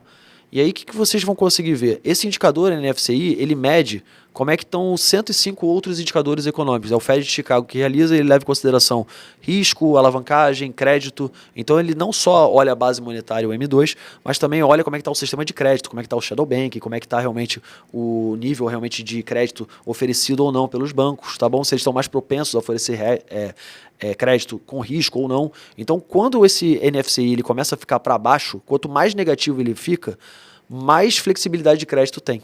Então, vocês vão conseguir ver aqui que os movimentos de valorização do Bitcoin, tá, eles se iniciam quando o NFCI começa a cair. Então, o NFCI aqui ele passou por um processo de quê? De contração, ou seja, o crédito ficou mais difícil. Você vê que o preço do Bitcoin aqui ele corrigiu e lateralizou. Quando o NFCI começou a cair, o preço do Bitcoin disparou, certo? Aqui no mesmo movimento, olha lá. Ele parou aqui, certo? Quando o NFCI começou a cair, todo esse movimento de queda do NFCI foi um movimento de valorização do Bitcoin. Tá? E aqui é a mesma coisa. Então aqui, ó, parou aqui, todo o movimento de queda do NFCI, valorização do Bitcoin. E a gente está vendo agora exatamente o quê? Esse mesmo movimento. Tá? Aqui, o NFCI aqui começou a melhorar. O que o Bitcoin está fazendo? Lateralizando. Para quê? Você viu que ele não é instantâneo. Demanda um tempo até os efeitos acontecer no mercado de risco. Então, o que vai começar a ter? Provavelmente ele lateralizando, e se o NFCI continuar caindo, a gente começar a ter um movimento de valorização do preço do Bitcoin. Quando a gente soma isso, que é aquilo que a galera entende como GLI, que é o Índice de Liquidez Global, né? Quando você soma não só a base monetária M2, mas com o sistema de crédito. Tá? Lógico que também tem outros elementos, mas se você somar esses dois já vai ser bom. Então, quando eu vou botar no gráfico aqui agora para vocês, olha lá, o sistema, tá? Esse daqui é o meu indicador, que é de liquidez, na verdade, de liquidez dos bancos centrais. Então, vocês estão vendo aí Fed, TGA, RRP, ESB, o Banco Europeu, da China e do Japão. Com um offset de 91 dias, que é aquilo que eu falei para vocês de 13 semanas. Tá? E aí vocês vão ver que isso também está bem em linha com esses movimentos. Olha lá. Então, o deslocamento aqui, todos os movimentos de expansão de liquidez dos bancos centrais estão em linha com os movimentos aqui de valorização do preço do Bitcoin. Então, quando você soma liquidez dos bancos centrais com mais oferta de crédito, cara, a chance de você errar o timing de valorização do Bitcoin é muito difícil. Vocês estão vendo aqui que ele foi assertivo durante todo esse ciclo. Tá? E aí eu vou mostrar para vocês, aqui já expliquei para vocês NFCI, tá? Aqui também é um outro que vocês podem utilizar, da Fractal que ele fornece, que é como é que está o estresse financeiro, realmente aí levando em consideração também indicadores com elas, são 11 variáveis de mercado, como taxa de juros, spreads de crédito, volatilidade, que ele também mostra movimentos também de quê? De topos e fundos, tá? Ou seja, quando está realmente o estresse de crédito muito forte, como vocês estão vendo aqui, foi onde tem as correções do Bitcoin. Quando o crédito está um pouco mais tranquilo, olha lá, topos do Bitcoin. Ou seja, olhar crédito é tão importante quanto você olhar a base monetária. Tá? Então, muita gente começa a fazer muitas análises envolvendo só M2. M2, galera, é só a base monetária. M2 por si só não é tão assertivo. Tanto que eu fiz aqui, ó, já deixei até presetado para vocês. Ó. Se eu botar só M2, vocês vão ver que era para estar o quê? O preço do Bitcoin disparando. Tá vendo? Por isso que a galera fala, ih, caramba, o M2 está descorrelacionado, o Bitcoin não está mais correlacionado com a base monetária. Mentira. É porque você tem que olhar para outros fatores. E um desses fatores é o quê? É você utilizar também o sistema de liquidez, tá bom? Então, quando eu venho aqui agora, assim, e injeto talvez os M2, ó, vocês vão ver que ele tem uma outra característica, tá? E aí, se eu somar com o sistema de crédito de NFCI, vocês vão ver que eles estão fazendo o mesmo movimento lateral. E aí, adivinha qual é a data mais ou menos que tem aqui que tem esse rebote? 20 de fevereiro. Que é onde eu acho que vai começar a melhorar um pouco o preço do Bitcoin, que aí vai ter provavelmente um corte da taxa de juros em março ou em junho, né, quando começa a ter a liquidez já entrando, tá? Por isso que eu vou até tirar aqui da equação aqui o M2, ó, que vocês vão ver que é exatamente nesse momento onde a gente começa a ter, lógico que já existiu, tá, galera? Aqui a gente está analisando o passado como se fosse futuro, porque você está com um offset, um deslocamento temporal de 91 dias, tá? São 13 semanas. Então, olha só que interessante aqui. O preço do Bitcoin, ele está fazendo, isso aqui parece até a feitiçaria, né? Mas o preço do Bitcoin está fazendo exatamente o mesmo movimento de liquidez do Banco Central americano, né? Dos bancos centrais como um todo, tá? Que eu estou botando não só o Fed, TGA e RRP, quanto o Banco Central Europeu, tá? Da China. Tá bom? Então, olha lá, esse movimento que a gente está tendo de correção agora, olha lá, altinha, correção. E eu acho que a gente realmente pode vir a buscar patamares inferiores, por isso que eu estou com caixa para comprar Bitcoin ali na casa dos 80k de novo, que eu acho completamente normal a gente continuar uma tendência de queda ou lateralização, né, até realmente final de fevereiro, iniciozinho de março. Mas eu chutaria com mais força aqui. A partir de 10 de março, a gente começar a ter um movimento mais interessante. E se a gente entrar no SME, para ver quando vai ser ou não os cortes das taxas de juros, ó, a gente vê que eles não têm tendência de corte das taxas de juros para o primeiro trimestre. É por isso que eu estou mais otimista para o segundo. Ó. Vou vir aqui, ó, probabilidades. Tá? Corte das taxas de juros, olha lá, zero probabilidade de corte das taxas de juros até abril. Então, em junho, sim, o primeiro corte. E aí a gente pode ser que comece a ter um movimento mais interessante. Tá? Deixa eu voltar aqui para a apresentação. Beleza? Então, aqui vocês já entenderam o crédito. Tá? Aqui, agora o que eu estou fazendo? Estou juntando tudo. Agora, o que vocês estão vendo aqui? Vocês já entenderam tudo, já está mais ou menos aqui 1 hora de vídeo. O amarelo é a liquidez dos bancos centrais, azul é o PMI, certo? Aqui embaixo, sistema de crédito, e aqui a Global M2, ou seja, a base monetária do mundo. Quando você olha como um todo, você vê que isso é perfeito. Aqui, ó, vamos começar por aqui. PMI disparando, né? A gente está vendo aqui a liquidez aqui aumentando, a gente está vendo o crédito facilitado e expansão da base monetária, topo do Bitcoin. PMI alto, crédito fácil, expansão monetária, topo do Bitcoin. A gente viu aqui PMI alto, ou seja, economia aquecida, crédito fácil, expansão monetária, topo do Bitcoin. E a tendência para 2026, segundo alguns analistas, é a gente realmente ter uma continuidade de queda aqui do NFCI, ou seja, crédito mais fácil, expansão monetária, só de QE de política monetária expansionista são 500 bilhões de dólares. Se a gente realmente tiver um movimento aqui de expansão aqui da economia, se a economia americana estiver aquecida, a gente tem essa tríade de economia, crédito, expansão monetária que pode fazer com que o preço do Bitcoin dispare. Vocês estão entendendo a lógica? Faz sentido olhando assim esse gráfico. Faz muito sentido. Esse gráfico aí eu acho que é a fotografia né? E é legal ver aqui como o sistema, como o M2, a liquidez, né? Olha qual que diferença, a liquidez dos bancos centrais e a expansão na base monetária. Né? Então, quando a gente começar a ter uma expansão realmente daqui dos bancos centrais, vai impulsionar junto com a base monetária uma possibilidade de ter o quê? Ter liquidez para os ativos de risco. Entendeu? Por isso, galera, que assim, eu acho que não foi clickbait, não. A live era o vídeo, né, era sobre dados on-chain. Só que isso daqui é tão importante quanto dados on-chain. Você entender, essa é a segunda camada. Dados on-chain vem depois disso. Se tudo está falando para você que o preço do Bitcoin pode se valorizar, você vai lá nos dados on-chain e vê se há uma confluência de dados. Se exogenamente, economicamente, está casando com dados endógenos do Bitcoin. Tá? Traz como uma confirmação, né? Exatamente, uma confluência de dados. Tá? E aí vocês estão vendo, ó, PMI casando com crédito, com M2, expansão, liquidez, cara, isso aqui. Tá? E aí nesse ciclo, só para provar para vocês, ó lá, esse ciclo foi claramente o que a gente viu. Ó lá. Olhe para 2024 para frente. Tá? Então aqui, ó, o preço do Bitcoin, ele rompendo resistências, fazendo novas altas, junto com o quê? Movimentos de expansão de liquidez dos bancos, com queda aqui com a facilidade de crédito.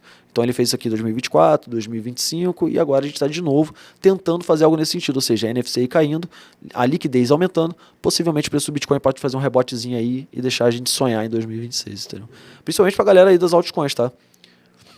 É isso que eu ia perguntar, tipo, as altcoins, elas querendo ou não, elas também são influenciadas por esses indicadores, né? Total. Lógico que não todas, né? A gente não, de novo. Out-season, acho que a gente já pode esquecer esse papo de out-season. Uhum. Eu digo as mais principais. As principais, com certeza. Se o preço do Bitcoin subir, se tiver liquidez suficiente e o mercado estiver bem otimista, é normal que as altcoins também performem bem, entendeu? Então, só para acelerar agora no finalzinho, galera. Vitor, você falou dos dados on-chain, falou ali da economia, da liquidez e tudo mais. Como é que eu consigo olhar para dentro de cripto e ver isso?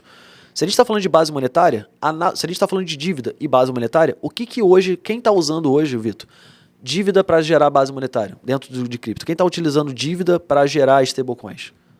Tá entendendo? São as emissoras de stablecoins, certo? Tether, Circle. Então, quanto mais liquidez a gente tiver, se a galera vai estar emitindo título de dívida e a gente está falando de mais injeção de liquidez, é normal que o mercado também cripto esteja cheio de stablecoins. E esse gráfico aqui, que também vocês podem procurar de graça no Check On Chain, que é o SSRO, que é o Stablecoin Supply Ratio Oscillator, foi praticamente o único indicador on-chain que eu utilizei para fazer DCA ao longo de todo esse movimento de alta que a gente teve desse ciclo. Tá? Por quê? Esse oscilador, né, esse gráfico, esse indicador, ele mede o poder de compra latente do mercado comparando a capitalização do Bitcoin com a oferta total de stablecoin. Tá? Ou seja, o que ele faz? Ele analisa quanto está o market cap do Bitcoin e quanto de oferta de stablecoin tem a mercado. Então, se tiver realmente muito stablecoin no mercado que não estiver sendo utilizado e a capitalização de mercado do Bitcoin estiver baixa ou estiver ali apresentando sinais de retração, essa banda ela fica azul para baixo. Vocês estão entendendo? Então, o que ele faz? Né? Toques na banda inferior indicam que o Bitcoin está barato em relação à quantidade de dinheiro disponível, de stablecoin disponível para comprá-lo. Ou seja, tem liquidez dentro do sistema. Lembra daquela liquidez que tem fora? Esse gráfico, ele mostra a liquidez que tem dentro do sistema cripto, ou seja, quanto tem de stablecoin própria, de fácil acesso, de rápido, para ser utilizado para compra de altcoins e Bitcoin. Tá? Então é como se fosse a base monetária dentro do sistema cripto. O M2 da... Perfeito. E aí mostra também aquela questão do Shadow Banking também que você falou no outro podcast. Do outro podcast, né? Uhum. Então, e analogamente também é verdade. Se o Bitcoin estiver aqui para cima do vermelho, é que mostra sinais de saturação. Então, eu vou dar um zoom aqui para vocês. Ó. Durante todo esse ciclo aqui, de 2022 para frente, eu comprei Bitcoin pesadamente em todos os movimentos que ele bateu na banda inferior. Tá? Por quê? Tem muita liquidez. Todos esses pontos azuis aí. Exatamente. Onde está aqui, ó. Essas bolinhas azuis. Azul. E aqui, ó, azul, né? Esses movimentos que estão fazendo agora de retração. Olha como é que ele está fora do sistema, como é que ele está fora da banda de Bollinger. Ou seja, o preço do Bitcoin está extremamente desvalorizado em comparação à quantidade de stablecoin disponível hoje no mercado. E esses movimentos, durante um movimento de bull market, é excelente para você fazer uma DCA de compra. Porque isso quer dizer que tem liquidez no mercado e o Bitcoin está subvalorizado com relação a isso. Tá? Então, isso aqui é mais para comparar como é que funciona o M2 dentro de cripto. Esse é um dos melhores indicadores. Se tu for parar pra ver, tipo, pô, a maioria das pessoas que vão comprar Bitcoin vão comprar utilizando o stablecoin, tá ligado? Exato. Então, tipo assim, e ainda mais, a gente tava falando aqui, o mercado tem crescido cada vez mais, essa questão de tokenização e tal. Eu acho que esse dado aí tem, cara, com o tempo tem como ficar cada vez mais certeiro, assim. Com certeza, com certeza. Esse ciclo, você vê que, olha lá, os movimentos exatos que teve de fundo casou muito precisamente com os movimentos de saturação de mercado, né? Muito stablecoin líquida que não estava sendo utilizado e, enquanto isso, o mercado como todo, o cripto, estava subvalorizado. Uhum. Então isso mostra um pouco... Cara, é bem legal porque você conseguir ver o impacto realmente do M2, o que é o M2 do sistema cripto. Pronto, você já tem um indicador que traz isso para você, entendeu? E aí eu acho que para finalizar, a gente não poderia deixar de falar da função dos ETFs, né? Então a gente está falando de liquidez, está falando de realmente o mercado aquecido.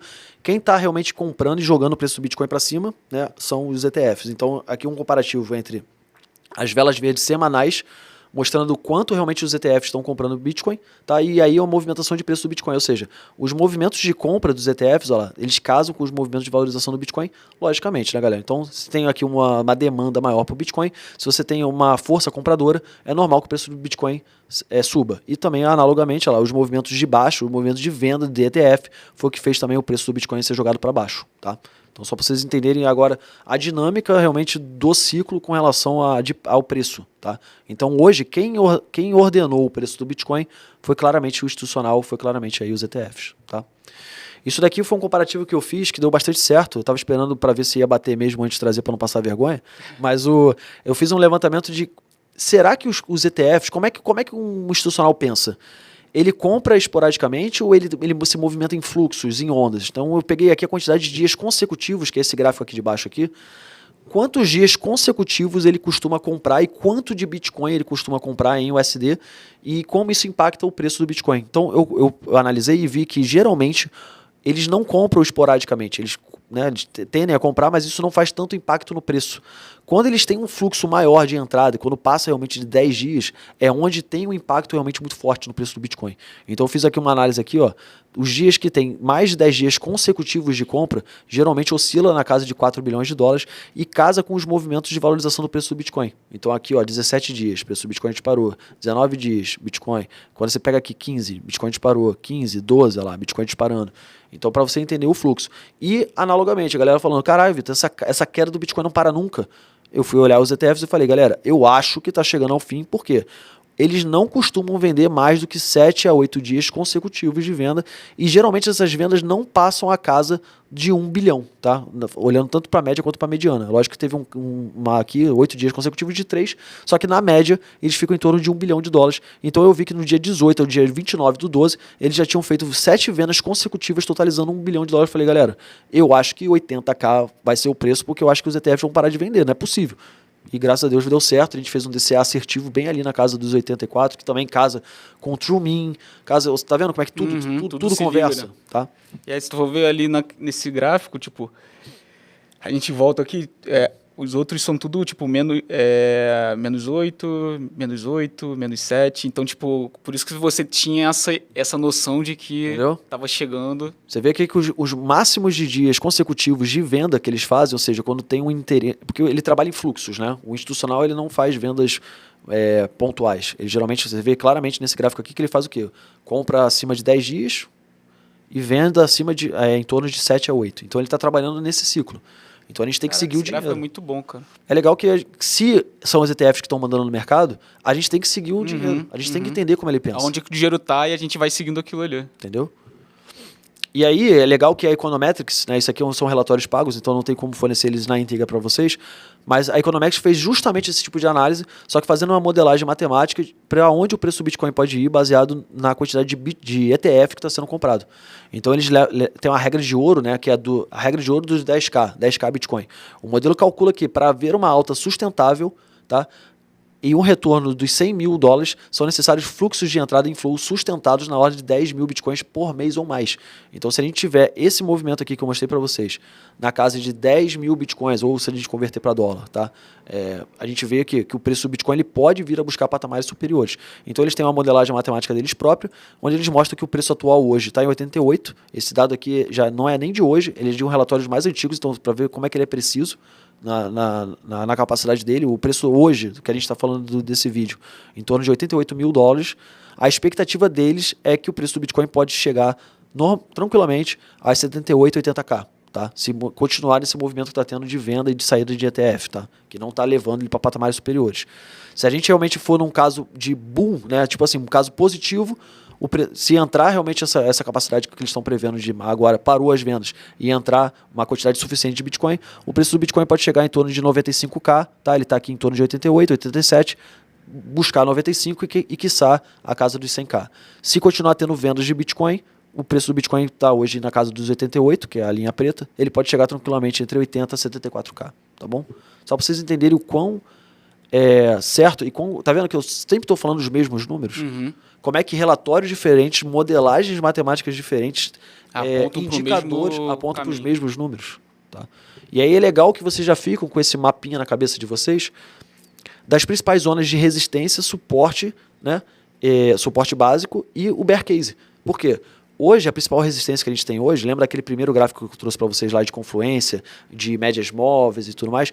Hoje, tem tudo aqui na casa dos 90 a 105k. Ou seja, o STH Cost Basis, a média móvel de 200 dias, isso aqui para passar vai ser um inferno, galera. Tá? Porque isso aqui, antigamente, era um excelente suporte e todo suporte que é perdido tende a se tornar uma resistência. Tá? Hoje, a gente tem um excelente suporte aqui, tanto dos 80k do TrueMean, que vocês já entenderam, quanto também dos ETFs. Então é interessante esse suporte aqui, levando em consideração os ETFs, também estão casando no mesmo número. Tá?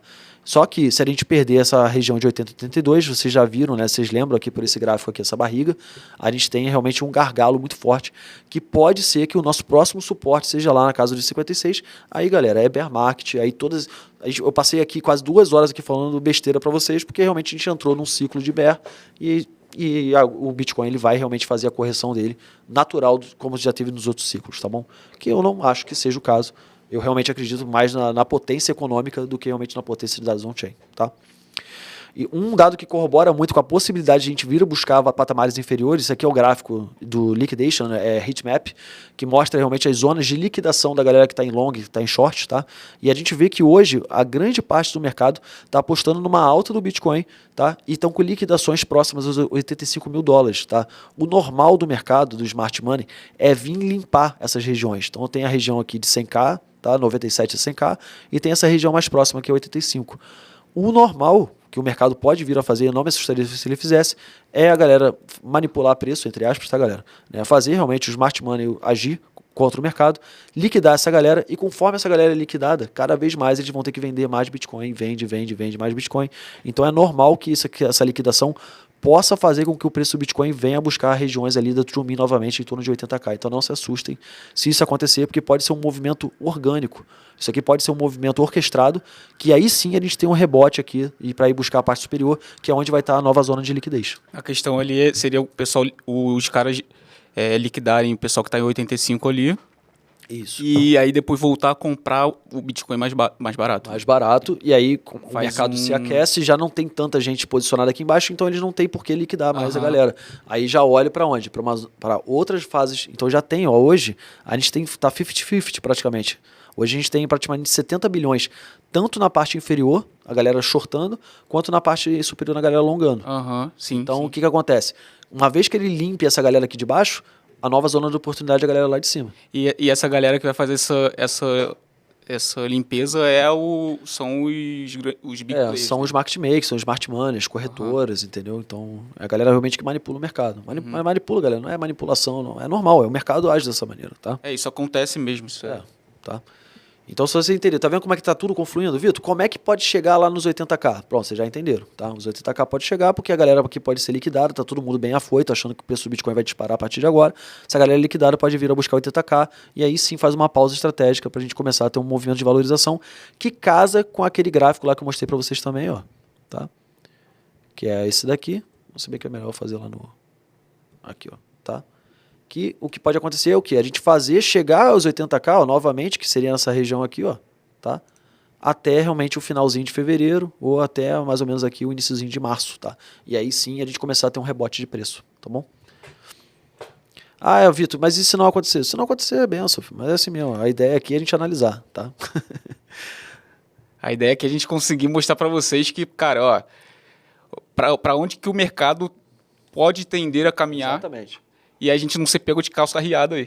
E não só fazer análise técnica. Você vê que em nenhum momento eu estou utilizando... eu estou utilizando gráficos, óbvio, mas não fazendo risquinhos nos gráficos. Eu estou utilizando indicadores, técnicas, metodologias, modelagens para fazer fundamentação de preço, né? Então é muito mais do que simplesmente uma análise técnica gráfica, né? O que eu acho bizarro é a correlação, cara. Tipo, não, tudo. Tá vendo como é que tudo tá... Não pega uma parada isolada, tá ligado? Tipo, cada coisa vai se correlacionando com o outro. E é legal da gente ver isso porque também tem um outro índice que eu não poderia deixar, eu sei que é mais batido, por isso que eu deixei pro final, que é o RSI, tá, galera? Não desconsiderem nunca quando o índice de força relativa, né, ou seja, quando o Bitcoin está sobrevendido, sobrecomprado, ele busca ali na região dos 30, tá? Essa região de 30 é muito forte, é um suporte muito interessante. E a gente viu realmente o preço do Bitcoin parando, né, no True de 80, que foi também uma região de 30 de RSI. Ou seja, isso aqui já mostrava pra gente que seria realmente uma zona de quê? De voltar ao mercado. E desde então o mercado realmente, o RSI, a força compradora voltou com força, né? Redundante, mas... E agora é que ele está fazendo de novo uma nova correção. Então o preço do Bitcoin lá para fevereiro, lá para pode ser que ele trabalhe dentro dessa região de suporte aqui até 30, fica aqui oscilando entre 30, 40, e aí depois a gente tem a força necessária, tá bom? Então acompanhem também, botem no trade view de vocês. Eu trabalho exatamente da forma com que vocês estão vendo aí. É isso aqui, ó. Preço do Bitcoin... É uma Fibonaccizinha, a liquidez, crédito e RCI. Pronto, filhão. Se você tiver isso daí, a chance de você errar é muito pequena. Muito. Você tá bem amparado, né? Tá vendo que faz sentido, né? Tá vendo como é que elas casam? Sim. Então é isso. Ó, finalizei. Ó. Caraca, aí. Achei que não ia dar tempo não, hein?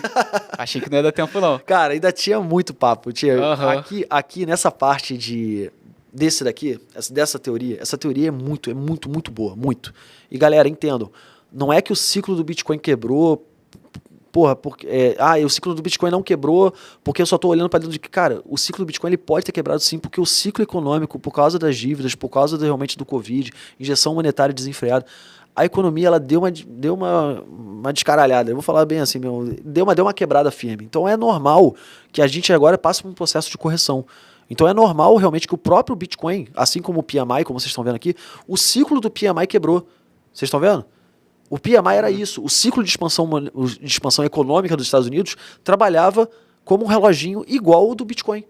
Se o ciclo do PMI quebrou, é normal eu achar que o ciclo do Bitcoin também quebrou. E vai refletir para outros ativos. Normal, pô. Tá entendendo? Então abra a mente de vocês, olhe um pouquinho para fora do gráfico, Saia um pouco da tela de gráfica mesmo, olhe os indicadores, estude economia, que, cara, vocês já viram aqui, se vocês trabalharem dessa forma aqui, ó, tá? Dessa forma aqui, a chance de vocês errarem no mercado é muito baixa, muito, de verdade. A gente foi muito... Você tá lá com a gente, né, mas entrou agora, mas a galera, cara, o nível de assertividade da galera tá muito alto, porque a gente tá olhando pro lado certo.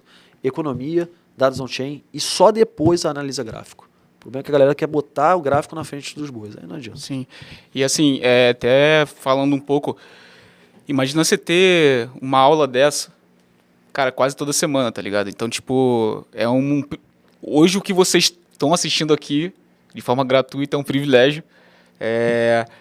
Cara, é muita coisa, muita informação. Então, assim, sempre que você for ver esse vídeo, cara, dá uma pausa. Cara, anota, volta. Pô, não entendi, volta. Cara, o que ele falou ali? Ah, beleza, agora entendi. O gráfico tá mostrando. Ou abre no seu TradingView, abre no seu próprio check on chain ali do teu lado para você ver com calma. Porque é muita informação e, cara, é uma informação que muita pessoa precisa ver isso, cara. Precisa ver. Não, eu fico impressionado. Eu faço muito conteúdo no Twitter voltado para esses indicadores econômicos aplicados aqui. Porque é fácil, vocês estão vendo. Tipo, existe no TradingView, já está pré-montado. Eu mesmo já montei vários scripts e deixo lá gratuitamente. Cara, utilizem eles. E é mais uma base de análise para vocês. Eles são muito certos. NFCI, para mim, ele é um tesouro. Eu descobri recentemente, foi em 2023, 2022, quando eu tive o primeiro contato com o NFCI. E, cara, desde que eu estou utilizando ele, cara, a minha assertividade em trade melhorou muito, muito, muito. Cara, vai te ajudar a fazer trade, vai te ajudar a fazer pool de liquidez, vai te ajudar uma porrada de outras coisas. Total. De verdade. Vitão, para finalizar, pedir para você só falar aí para a galera suas redes, como o pessoal consegue te acessar, entrar em contato. Fica à vontade. Demorou, galera. Então, cara, o irmão já fez o disclaimer no início aí. Eu tô deixando aqui o QR Code na tela, se vocês quiserem. Minha principal rede de comunicação com os usuários é o Instagram, que eu boto ali, geralmente, as lives que eu vou participar, como eu tô aqui. Vai ter os anúncios lá, vai ter os cortes. Então, meu principal canal de comunicação com vocês é o Instagram. A minha principal forma de análise mesmo, que se vocês gostaram aqui dos conteúdos, eu utilizo muito mais o Twitter para análise, porque eu acho que é muito mais apropriado para botar os textos, os gráficos e tudo mais. Então, se vocês puderem me seguir, se vocês gostaram do conteúdo, @Victor2_alpha, tanto no Instagram quanto no Twitter, tá? Então, no Twitter é muito mais técnico, lá é onde eu brigo lá com a galera, lá o pau come, mas aí tem o Vitor do Novo Testamento e do Velho Testamento. O do Velho Testamento tá no Twitter, o do Novo é o legalzão lá do Instagram, entendeu? É isso aí, cara. Pô, obrigadão por ter vindo mais uma vez, você já é de casa. Eu que agradeço, irmão. E galera, muito obrigado por você que acompanhou a gente até esse momento. Cara, compartilha, dá o like aí, segue nossas redes sociais. Muito obrigado por mais esse bate-papo aqui com a gente. E é isso aí. Valeu, galera. Tamo junto.